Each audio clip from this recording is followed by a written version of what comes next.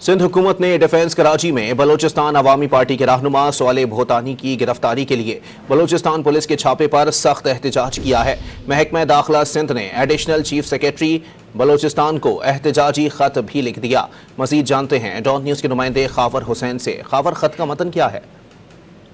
जी, Balochistan police का कराची के पोश इलाके डिफेंस साले भोतानी के घर पर छापा है, जिसके बाद सिंध हुकूमत ने सख्त एहतजाज करते हुए बलूचिस्तान हुकूमत को एहतजाजी मरासला लिखा है।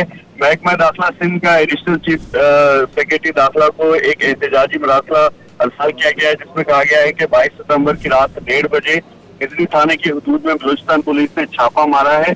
छापा हुकूमत सिंध को इतला दिए बगैर बलूचिस्तान की पुलिस ने मुकम्मल तौर पर गैर कानूनी इक़दाम किया है। ये गैर जरूरी तौर पर दो सूबों के कानून नाफिज करने वाले इदारों के दरमियान इख्तिलाफ पैदा करने का बाइस बना है। बलूचिस्तान पुलिस के इस अमल को हुकूमत सिंध संजीदा तहफ़्फ़ुज़ात से आगाह कर रही है।